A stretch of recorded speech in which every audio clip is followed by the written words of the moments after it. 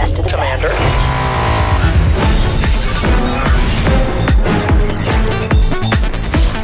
We are no reference. What's the plan? GSL. Kaboom, baby! Go on.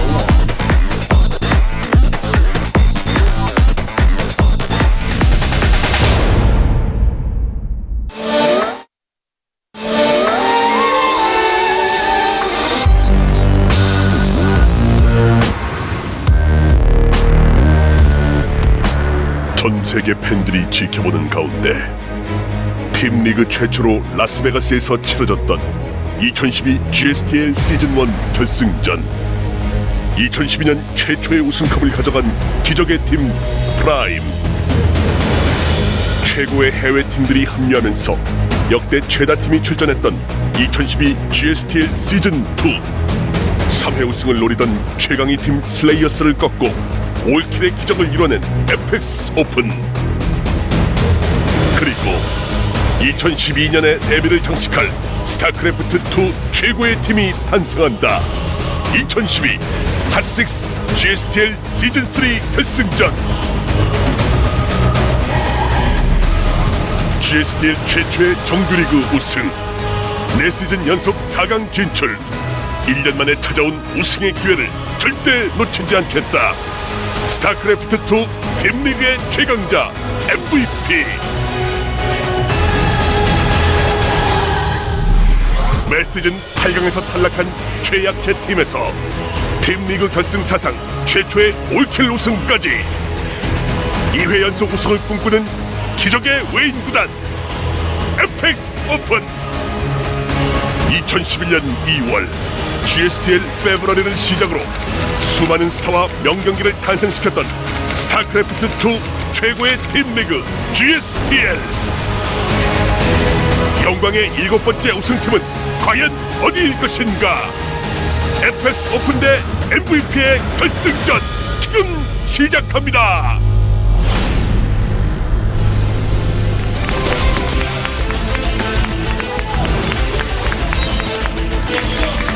Guys, it is time for the GSTL Grand Finals for Season 3. I am Wolf. With me as Calder. The studio is packed, and I'm ready. Are you? I definitely am. FXO up versus MVP. Our finals are finally here. We have FXO versus MVP. One of the strongest teams in the GSTL history made it back into the finals. It's TMVP, and they are up against the last season's champion. Yeah, FXOpen able to take an all-kill with Gumiho last season. The only team to have ever won a GSTL Grand Finals with an all-kill. Yeah. Can they repeat the process today? Well, today we don't have Gumiho as starting player for Team FXO. In the last season, of course, when we were at the beach in Haeundae in Busan, Gumiho was the one player for Team FXO. Slayers just did not stand a chance against him. But today we are starting things off with another Terran of the FXO roster. Yeah, we've got a sick lineup of players today. As you can see here, the winner prediction is insanely close at 49.2 versus 50.8. It's hard to say who is going to take this match. Right now we've got MVP, a player depth with great strategies. I feel like their strategies in the individual matches, they've got great snipers. That's where their strength lies. But FXOpen, on the other hand, their strengths kind of lie in Leenock, it seems like these days. Yeah, Wolf with a sniper punt, intended or not intended, I don't know, but definitely a good one. So MVP definitely has sniper in their roster, and of course him being the GSL champion right now, he might have to contribute a lot in this particular match. This is going to be so intense, and we have so awesome players on both sides. You mentioned Leenock, and so far Leenock has been the backbone of Team FXO. He came out last in every single match, and every single time FXO couldn't handle it on their own, it was Leenock who brought them the win. Yeah, and I feel like FXOpen's strategy is to use as many good players as they can, get the wins they need before Leenock comes out, but they always are so good at picking the maps. Sometimes they'll put a player out on a slightly unfavorable map just so that Leenock can have the best maps possible when he comes out, because he really is the backbone. He always comes out last, and so far he has not failed his team this season. Yeah, Leenock, of course, one of the strongest players in the lineup, and he will be the one that they definitely look up to, and there's suddenly only one player on the roster left.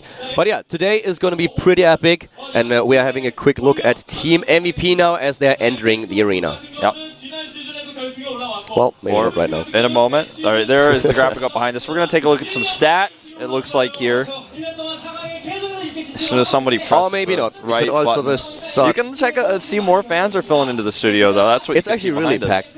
I mean, the studio is so full already. We haven't even started with the first game. And if you look a little bit closely behind that awesome trophy, you can see some of the stats are actually already up on screen in the studio. So they already know the stats. You guys are going to get a look at it in just a moment. At least you should. Yeah. Right now. Maybe now. All right, well, somebody pressed the wrong button, so we're not going to look at those stats. We already briefly described them. If you look at both... You don't want to hit the delete button, man. I don't know who hit that, but they don't have the stats up on our screen. It doesn't matter because you guys know that... we already mentioned the top-notch players. You've got players like Dongri Gu leading the charge for MVP. You've got players like Finale taking some wins. Even Vampire coming out as a starting player today. Then, on the other hand, for MVP, or excuse me, for FXO, you have Linok. Of course, you've got Gumiho as well as a top-notch player who you're probably going to have to worry about because, I mean, he all-killed last season. Not coming out first, so he can't get that straight-up all-kill, but maybe he could get a potential reverse all-kill if you face him. Yeah, and one of the things that also you have to point out is that especially the Zerg players in the lineup of Team MVP are really strong. You don't only have DRG and Sniper, but there's always Monster, a very strong player that you can send out early on to take an early win. And I feel if you just look at the roster itself, that the roster of Team MVP is a lot more even, a lot more good players, whereas Team FXO has these really, really heavy hitters, like, for example, Linok and Gumiho. But besides those two, all the other players, you expect like one win of them, but you don't expect them to take like 3. Yeah, exactly. And that's a very good point. You expect them to just kind of do their jobs and build up to the end. Yeah, play a support role more for their team. Yeah. Trying to take a game away or two and then make sure that their heavy hitters later on will have the best chances possible. You mentioned the map picking, which is really important here, of course. You want to end up with a scenario when a player like Linok has to come out that there are only maps left that are good for Zerg, that are good for his style. Yeah, absolutely. And something to consider about FXOpen is they have these players like ASD and the best who are good at sniping. Sometimes doing one-base all-ins, and you've got a player like Tier who might play the late game, but he might also two-gate proxy in your main base. You never know what you're going to get with Tier. So they've got all these wild card players that they can use and kind of throw points and pick maps with rather than trying to play late games. I feel like the two late game players that FXOpen can really say they have are Gumiho and, of course, Linok. We're going to take a look at a quick VCR of Team MVP.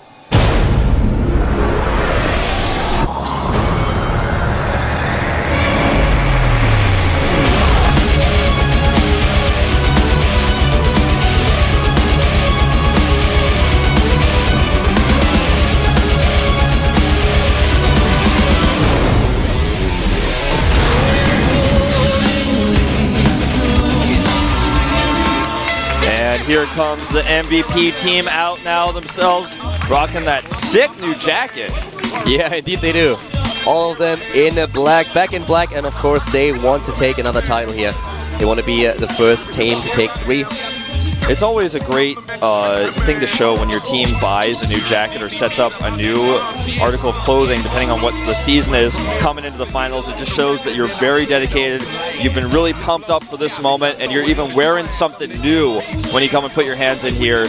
And even though MVP's team was known for having different colors and different styles, I really like this uniform, all black, that they're bringing out today. Looks good. It looks like they're totally ready for the finals. Yeah, they definitely are. They're pretty happy to be here.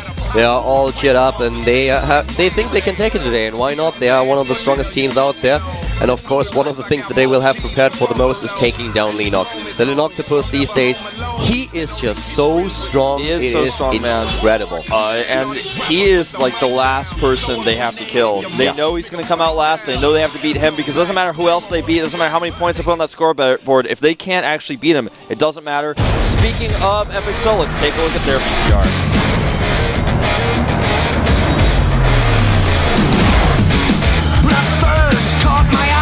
Dying just to sell in the news. Rape off humanity, religion through and through. Someone's hands on the line. The daily propaganda is real. Team FXO. Here we have them. Lucky being the one who bears the flag today, followed by Linok on the right side. All of them are here in the studio today. As you can see, they are pretty excited to be here. They want to have another title. Joya has been announcing it the entire season. Yeah. Just look at that lineup of players. They look very organized, very professional today. And I'm liking that new jersey. We talked about it a little bit before. It's looking good. Both teams wearing the black. And this team obviously taking the finals last season in Busan with an all-kill. Can they repeat? Will they get the repeat finals? It's hard to say, man. This is going to be a tough challenge for them, but they look very ready. It would be pretty epic for them. If you are able to take 2 titles in a row, that's pretty awesome. But on the other hand, Team MVP, of course, has a lot of great players here. And one of the things that I wanted to point out about MVP is also they have players like Tails who are just known for their builds that are designed to take them on down. Players who are not afraid to take a risk. Tails even going for cannon rush against Zerg these days on the GSTL. So that's going to be really interesting to see what he's going to do later if he comes out to snipe one of these strong FXO players. Now let's take a look at the player rosters. Starting, of course, with MVP. Broken down by race. Yep, starting things off today with our Protoss players, Killer being the captain, Tails, Lure, Finale, and Vampire rounding things up. Yep, and here are our Terrans, Keen and Dream. Dream making a new splash in Code, definitely somebody to look out for this season. And here are our Zergs, DRG, the final boss, Sniper. No introduction needed for Sniper, and of course, Monster. On the other hand, we have the FXO players lineup, of course, as well. And if things didn't change, we should start with the Zergs here. Lucky should still be the captain. Yes, he is. Lennox, Sirius, Whale, and JKS, the remaining Zergs in the lineup. Yep. And here, of course, are our Protosses. Choya, who is the coach of the team, and Tier, the wildcard Protoss. And our channel players, Gumiho, our starting player today, is going to be the best. And then FXO ASD, last but not least. Yep. And look at that crowd. That's not even everybody that's here, but it's a pretty good shot. We are going to have an interview with, I believe, just the coaches. I don't think with the starting players or anything like that. They're behind us right now. And it looks like I could see Killer. Can't really see Choya, but I think we're going to have that interview popping up pretty soon here. Yeah, we are changing things up a little bit. Usually we just have it after the first game, but today it looks like we are heading into this a little bit faster. Yeah. But as mentioned already, we can talk a bit about the game. We have our first starting player today for Team FXO being the best Terran player, and he has to deal with MVP Vampire. So we have a TVP. Map number 1 is going to be Daybreak later on. But after those information details, let's get into the interview before we start with the first games here at the GSTL Finals. 인터뷰하도록 하겠습니다. 먼저 MVP의 최윤상 감독님 안녕하세요. 네, 안녕하세요. 네, 그리고 FXOpen의 이형석 감독님 안녕하세요. Coach Choi and Killer for Team MVP, and on the other hand we have not only the captain Lucky, but of course also Choya. FXOpen과 MVP가 딱 올라와 있습니다. 자, 결승에 올라온 소감 한번 들어봐야겠죠?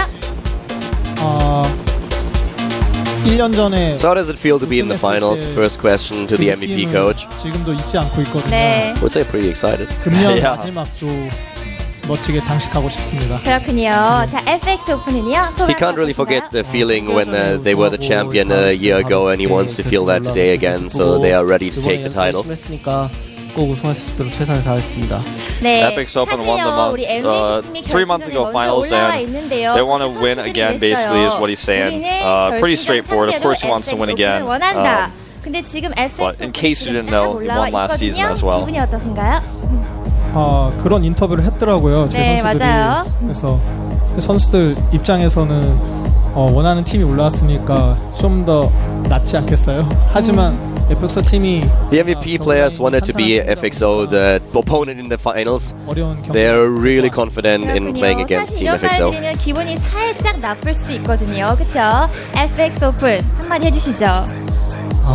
그냥 저번에 4강전 생각하면은 될 것 같아요. 저번에 4강에서 지고 He 많이 doesn't 슬퍼했던 걸로 really understand 알고 why they feel that they can win against FXO because we beat them in the last semifinals, and that proves that we're better than Team MVP. So basically, he feels a little bit weird that Coach Choi is saying that about his team. 복수가 가능할까요, 감독님? 예, 선수들이 워낙 의지도 강하고요. 네. 예, 신상호 선수가 온 다음부터 분위기 너무 좋아져서 이번에는 지난번에 복수를 할 수 있지 않을까 이런 기대합니다. The players are very confident. After Killer came to the team atmosphere actually became better and better. So it's actually a better atmosphere and a better position that they have than last year. 지면은 노력했으니까 그러니까 후회되지 않을 정도로 열심히 노력했기 때문에 지더라도 후회는 없을 것 같아요. 네, 두 팀 모두 We really 최선 tried our best to prepare for this final. 양팀 주장과 And 한번 even if we 인터뷰하도록 lose, we won't 하겠습니다. have any 먼저요, 우리 regrets. MVP 팀은요 1년 만에 지금 올라와 있고요. FXOpen은 지난 시즌에 이어서 지금 2번 연속으로 올라와 있는데요. 4강 끝나고 준비 기간이 조금 길었거든요. 준비 어떻게 잘 하셨나요? 일단 제가 지금 팀에 합류한 지 한 3개월 됐는데요. 네. 그 3개월 전에 제가 감독님께 약속을 드렸어요. 어떤 약속이요? 제가 들어오고 바로 그 시즌 팀리그 우승을 시키겠다고. It's been about 3 months since I joined the team. 꾸준히 연습을 했었고. 네. And I promised the coach when I joined the team that I will make this team a champion team in the GSTL again. 그렇군요. 그렇다면 FXOpen은요? He's here to keep that promise. 저희 팀이 Yeah, that's all that he basically says. 팀리그에서 우승을 했는데 Killer, of course, being. 그때 기분이 It's 다 같이 important he 너무 keeps his 좋았거든요. promise 그래서 이번에도 다시 to his 다 같이 team. 다시 그 느낌을 기분을 가지기 위해 And 이번에 Lucky 결승하기 says, 전까지 다 last 열심히 finals in 준비하고 Busan, we were really happy after the finals, and they really can't forget that feeling. You know, it's something that they've been keeping with them, and they want to feel that again today. 권태훈 선수와 이동현 선수 Basically 많은 what he's 분들이 saying, 플레이를 원하시고 계실 것 and 같은데요. once you have that 우리 feeling, that 선수 feeling 자랑 of being a 한번 champion, 들어볼까요? it's something you definitely can never forget. 제가 이 팀에 합류했을 때 좀 아닐 것 같은 선수나 좀 부족한 선수가 네. 한 명도 없었어요. 한 10명이 네. 넘었었는데 그리고 지금 한 2년 동안 MVP 팀은 선수 교체가 없이 그대로 He feels that 팀워크를 쭉 every of the 10 이어왔던 players in 걸로 this 알고 team is 선수 very, 개인 very strong. 하나하나가 에이스여서 And everyone is capable of getting a couple of wins 네, today. 선수들 지금 눈빛이요. 아, 너무 예뻐요. And he also, yeah, 자, just points out again that Sniper has done 자랑 한번 really well 해주세요. recently, so he trusts in Sniper's abilities to take very important matches. 다 같이 열심히 하고 다 서로 잘 되길 생각하면서 다 같이 열심히 하니까 네. 이런 팀리그 같은 무대에서 저희 팀이 더 I 강한 것 feel 같아요. like Team FXOpen is like a family. They feel really close to each other. 자, 감독님께 제가 So 마지막 they 질문 드리도록 tend to perform 하겠습니다. really well in the team 자, league for that 오늘요 reason. 우승하면요 GSTL 우승이라는 2회 우승이라는 엄청난 타이틀을 얻게 되는데요. 경기 들어가기 앞서서요 우리 선수들과 또 팬 여러분께 한마디 해주시죠. 지금 정말 많은 분들이 와 계시잖아요. 예, 어제 눈이 많이 내려서 길도 많이 얼어서 여기 오시느라 힘드셨을 텐데 이렇게 많이 맞아요. 찾아주셔서 네. It snowed a lot recently in Korea, so he didn't really expect a huge crowd today at the studio. 좋은 경기로 But he's pretty thankful that so many actually appeared here. And he's going to repay them with great matches 저희 today. 팀원들한테 일단 It's actually true, guys. It has been snowing here for how many days now? 3 or 4, yeah. 오늘 경기 끝나면 저희가 이기든 지든지 Choya 간에 saying thank 저희가 you to 준비한 my 상품이 teammates 있어요. for making our team all the way here to the finals. 드릴 예정이니까 2 끝나고 seasons in a row 가지 마시고 making it to the 기다리시면 finals. 청풍에서 드릴 예정이니까 We're going to hand out presents 또 준비하신 after 거 today's 이벤트는요? match. 네. 오늘 So make sure to stay after the studio after the match is what he says. They actually did previously announce this on Twitter. 검지 5개랑 They're giving out 5벌 expensive keyboards and mouse pads, including mouse bungees as well, says Choya. So make sure you stay after the match 네, for 많은 that. 참여 부탁드리고요. 지금까지요 결승전에 오른 MVP FXOpen MVP 만나봤습니다. 자, 2012년 GSTL 마지막 우승팀은 누가 될까요? 자, 기대가 되는데요. 이끈 킴 나와주세요. 네, 주식한 리포터 수고하셨습니다. 양팀 주장과 감독의 인터뷰를 들어보니까 심리전이 만만치 않고 And 지겠다는 that 생각을 concludes 진짜 our 추억하게 interview. Now it's time for things to get real. You guys already know who the starting players are. We're going to get a shot at them in the booth in just a second. And we are going to begin this Team League match, a best of 9, where everything is on the line. I did not intend that to rhyme, but I did. Okay, I was actually trying to look if you were trying to continue with that. No, but okay. no, it faded away. That would have been awful, I guess. Yeah, I think that probably some people at home were getting really scared. They started clenching their legs really tight, but it was okay. You know, the MVP coach raised actually a really good point. I didn't expect this many people to be here after the weather that we had in the last few days. Yeah, there's a You ton had of snow. A really bad experience with the hill that you have at your apartment. Yeah, didn't there's you? a massive hill, and it normally takes me somewhere between 15 to 45 seconds, depending on how quick I'm walking down that hill normally when I go out to eat or go to the subway. But the other day when it snowed for the first time, I looked at the hill and I was really scared. I've started to wonder, maybe I just go back inside. I saw a girl walking down the hill really slow, and I looked at her and I said, if she can do it, I can do it. So she and I both together walked down the hill. It took us about 3 minutes, going about a half a centimeter each step of my foot forward. But in the end, I didn't break any bones. I didn't fall. I haven't fallen yet. I'm proud I can of actually myself. see you slipping, and a girl screams, and then you cling onto her. Yeah, She that's slips probably as what well. happened. Both of you just tumble down the hill. Well, I mean, that could have potentially happened, but thankfully I was prepared with my patience as I went down that hill. You know, I actually found out about that it was snowing in Korea like a day after it started to happen. After we came back from China, I actually became so sick that I spent like all of the days in my bed and did nothing else. And then suddenly Wolf messaged me on Skype and he's like, well, I actually don't know if I can go out today. I can't go down that hill. That's a death trap. I'm like, scary, what man. is he talking about? So at some point I actually went to the window and looked out, because every single time when Koreans complain about snow, it's usually just a little bit of white that you can see, so it's not that bad. And everything was covered in snow and ice, and I'm like, oh my god, what happened? I must have been out for a long time. Yeah, you missed it, but now you can't escape it. Yeah. Vampire, he came through the snow here. He is going to be the starting Protoss player for MVP, as you can see here on the screen. And speaking of that snow, man, I'm not used to snow, as I lived in Atlanta, and it very rarely snows there. If an inch of snow is on the ground, everything is closed. I was watching people with umbrellas against the snow while it was falling. I was like, the thought of that never even occurred to me, that people would use umbrellas to stop the snow. I can still remember, it was, I think it was last year actually, before we went to assembly, and I was so used to the Korean winter already. The thing is, in Korea, usually it's really, really, really cold, minus 20 degrees, sometimes even less. And the problem is, or not the problem, but the good thing about the Korean winter is there is not a lot of snow, so there's just no snow. Yeah. It's just cold. And then I went to Finland. Actually, the both of us did. We went to assembly, and I looked at the weather report for Finland. I'm like, okay, it's like minus 10. That's fine. That's cool. I can deal with that. And then the plane lands, and I just step outside. Everything is covered in snow, and there's all this. Everything is wet as well. You know, this muddy snow stuff that you have muddy everywhere. snow stuff, man. That's what you gotta call it. I looked at my shoes and I'm like, oh my god, I am so stupid. Why didn't I bring shoes that can deal with that? Yeah. In Korea, you don't have that problem. Yeah, usually you don't, man. And it can get pretty nasty at times. I had wet feet for 3 days. This is such a cool opening match to me, by the way, because the best is great at all-ins in this particular matchup. The Daybreak is not a good map, though, to do his normal siege tank pushes, but I want to mention one thing specifically. The Raven changes out. Yeah. And if you do one of these Raven pushes, TVP, now you can actually do it. You can make the choice between a Seeker Missile or a Point Defense Drone, and that's something that I think might be used in this particular matchup, especially with a player like the Best. I would not be surprised. And with the Best against MVP Vampire, we of course have a Terran versus Protoss now as our starting match. The map is Daybreak. We are good to go. The players are already in the countdown. Ladies and gentlemen, this is the GSTL Finals. Season 3 2012 Team MVP up against Team FXOpen.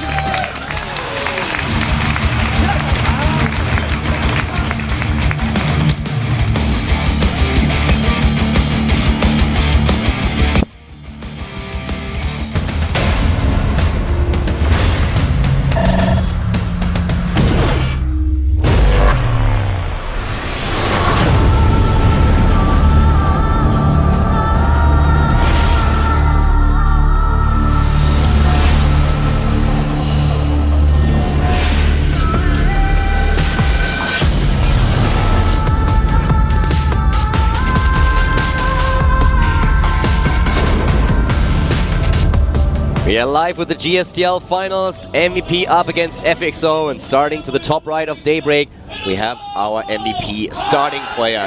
He's starting in red, and his ID is... MVP Vampire! Had to take a special car to the studio. It's very sunny today. Yep. Not like the sun. He's going to try to suck the life out of Team FXOpen. Yeah. Backpackers, and some people traveling. Canada and France. And guess that works. Yeah. You're French-Canadian. His opponent, he is the villain of FXO, the all-inner, the one-baser. He is... FXO, the best! Or at least claims to be. Yeah, he certainly is self-proclaimed in his title. It's been around a really long time, in fact, since the beginning days of FOU. Oh, look at that mouse. He has a pink Oh, he's parting got mouse. the pink one. Yeah. That is trending right now. I think it's officially trending, that pink mouse. I've seen a lot of people using that. I've seen some people on PC Bongs use that mouse, man. I have my own pink mouse now. Yeah, you do. I guess I gotta get one. I don't. I'm behind the times. Yeah. A pink mouse is really important to have these days, it seems. To me, that was actually so epic that Harding actually didn't only take that as a joke, but really gave me his mouse that won him BWC and WCG after his victory. That was so awesome. I don't even want to play with it, you know? You can't even touch it, man. That mouse is too much skill for me. That's if you just get your driving license and suddenly you want to drive a Ferrari. That doesn't work. It's become like one of these esports horcruxes, man. To destroy esports, you have to destroy all these things. Like Harding's pink mouse, he has to go to your house and find it, destroy it. Man, whoever wants to kill the Parting Horcrux has to go through me. Yeah, man. And that's going to be pretty tough, I would say. You seem quite skilled, quite strong. And I hit it well. Nobody's ever gonna find it. Nobody, man. You've also split it into several different pieces. By the way, we have a one Rax expand from the best. No gas taken at all. Not his normal style. Exactly. So we don't have him with any aggression. He doesn't go for a one-base style, or at least a bit early game aggression. We have him straight up with a one barracks into expand. And this is, of course, the game that the players had time to prepare for. They knew the map. They knew already who they are facing, so there's a lot of time to prepare for. And that same is true a little bit for game number 2, because you always try to plan for all the eventualities. What happens if my player loses? Who am I going to send out next? Who's going to play? Who has the best chances? Yeah, but right now we have the best with a very standard opening here. Very late game oriented. Very much so. He's adding now his second barracks in the main. And we'll add his gases after his third barracks, which he just began. And a normal opening from Vampire as well as he drops his Nexus. So this could be one of our more straight-up Terran versus Protosses today. If you actually look at the just the stats for Vampire, I feel FXO was probably really happy with their pick for the first map, because Vampire is really strong when he's up against Zerg. He's also pretty good when he's up against Protoss, but against Terran, it's like so-so. You have him with a couple of decent results in the recent past, but against Terran he has like a 50% win ratio, so not the best matchup here for him. And that's something that FXO would definitely be happy about. Yeah, very true. Also because the best, if you look at his recent match history, is actually pretty decent in this specific matchup. Yeah. He won against players like Hero, he took down Sun, was able to win against a couple of other ones too. So, pretty decent matchup for him. Something to consider about his strategy that's really interesting is he's going for 4 barracks play. Not 5, but 4, and this can put a lot of pressure on a player who skips or goes for Robo before gates.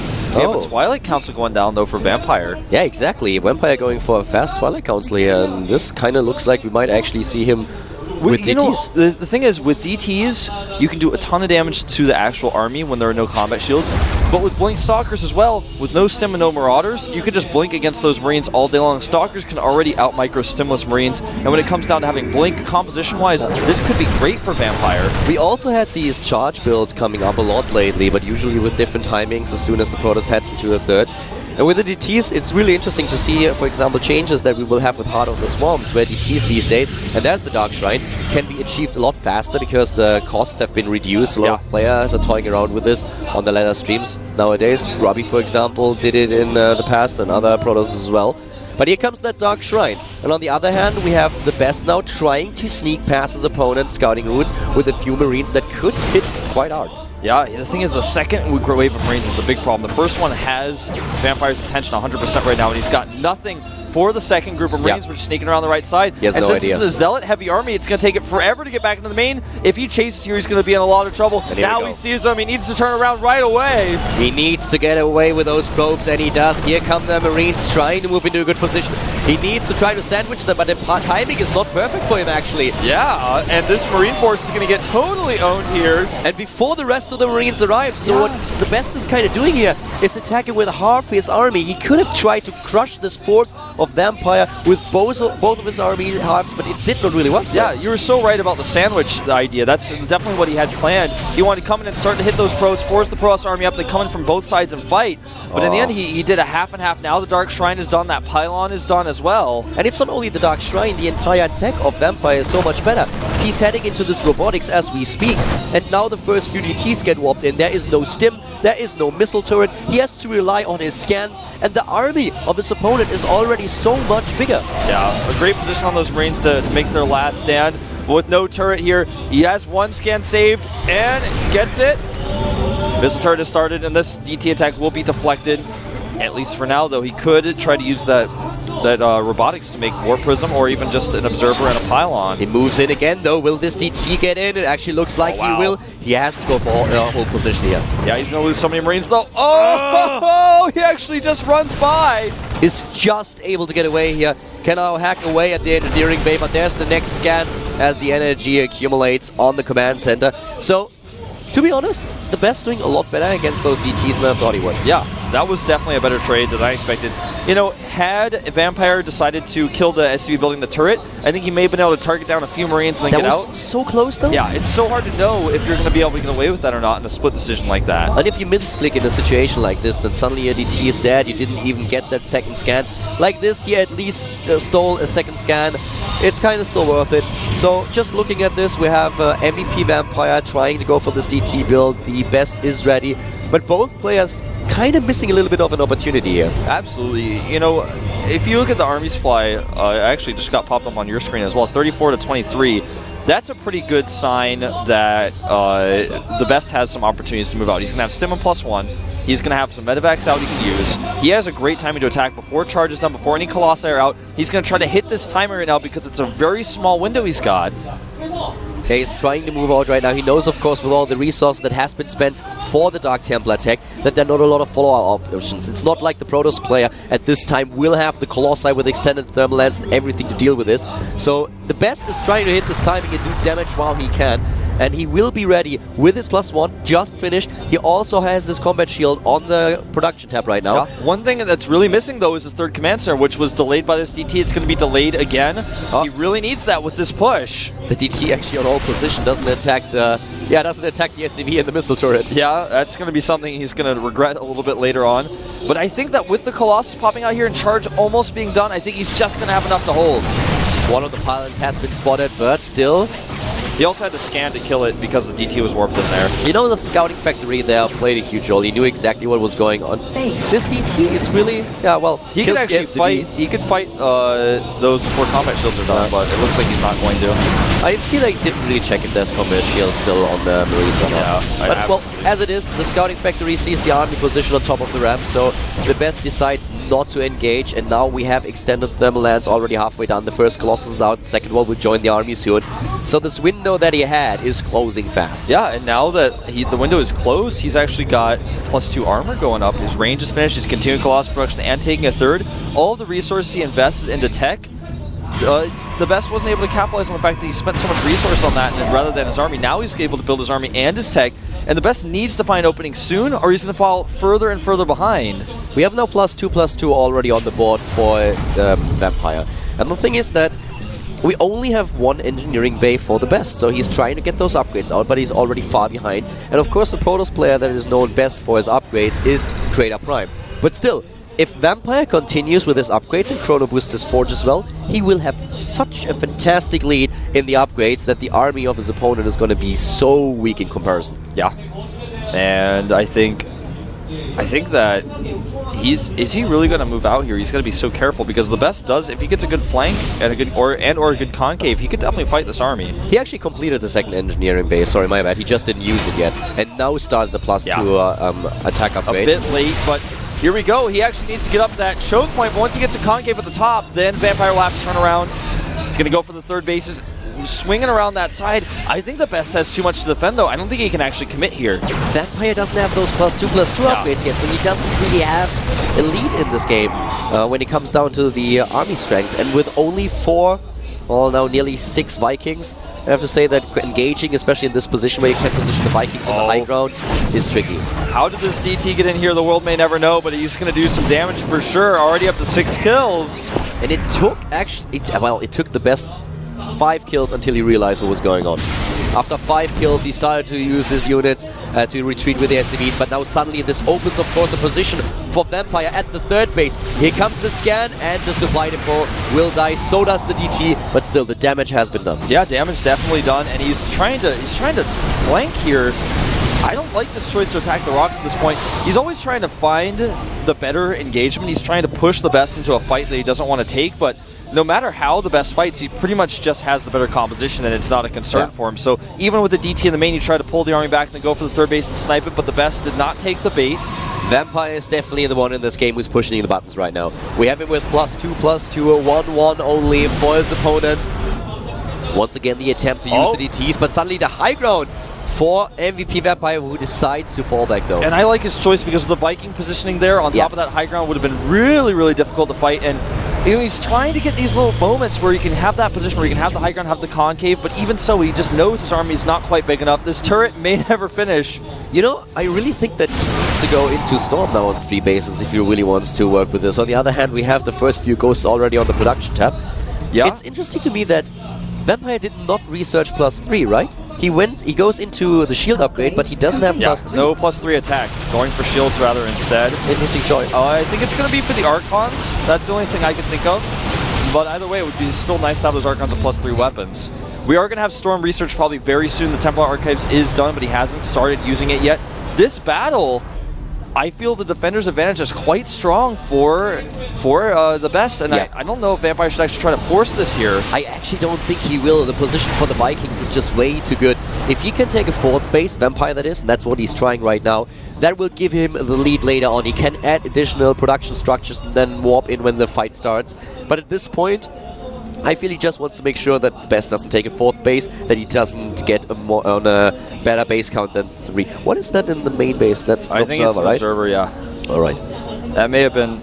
I'm not 100% sure how that DT got into the main, but we're going to have actually a big fight here now. The Stalker's wing forward, and this time I feel he can take it with the +3 and the shield upgrade he has, but the Colossi at the back not doing their full amount of damage. The armor upgrades and of course also the shield upgrades are doing a great job here. He has the better upgrades and he's using them quite well. Those Vikings don't stand a chance. The Stalker focus is too strong and there are still Colossi left that melt the numbers of Marines in seconds. But the best is somehow able to just stabilize again. The Medevac's really keeping him alive here in this fight.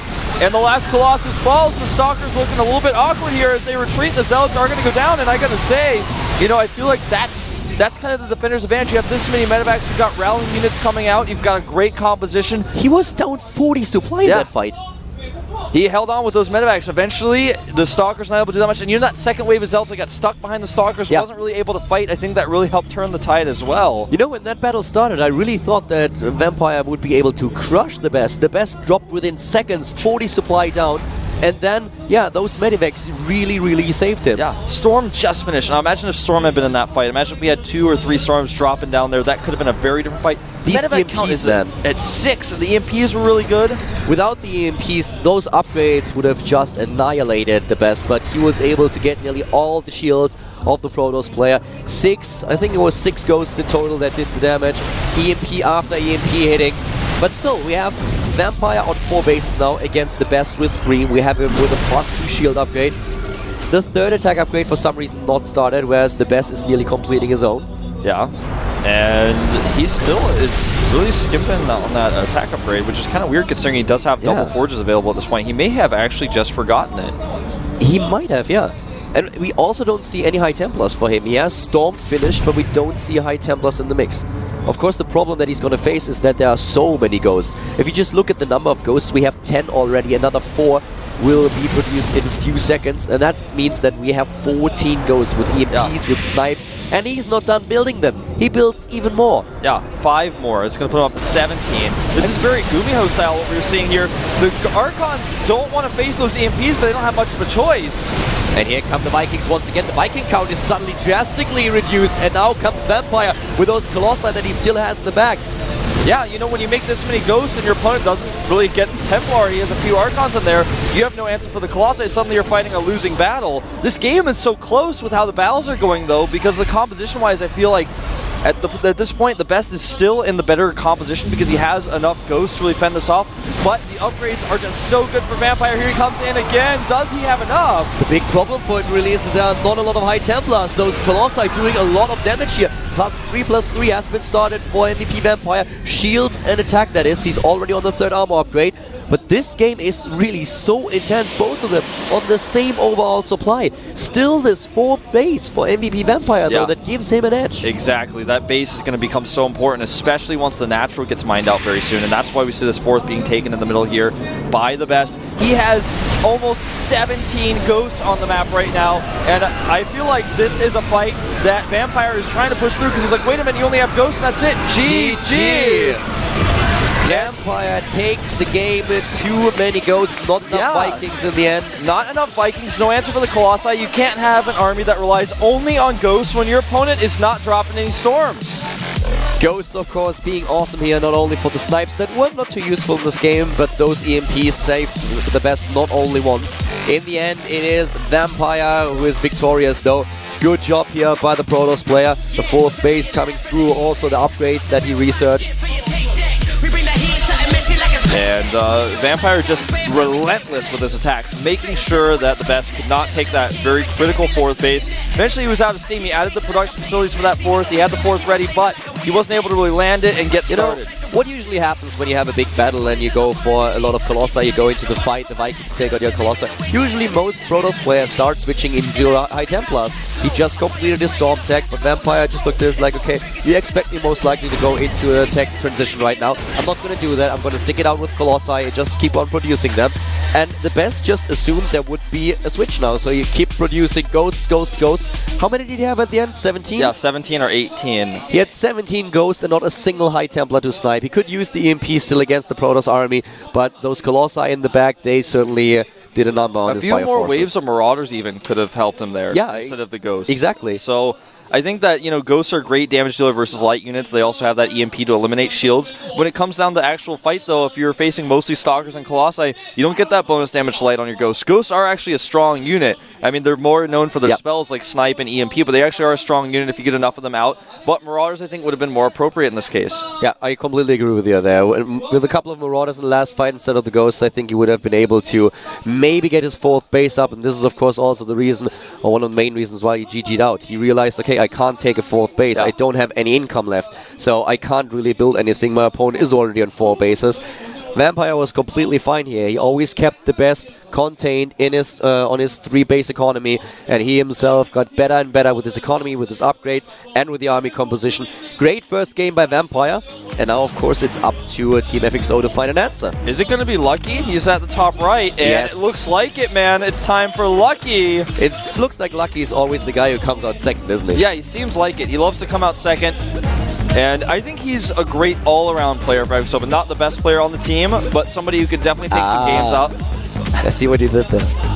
Take some games out, might be able to take out Vampire here in game number 2. Well, guys, if we are not misinformed, we had a little bit of a change today with the interview first and not after the first game. We are going to jump into a short break, and then we are going to be back with the next game here at the GSTL Finals. It's going to be Vampire against Lucky.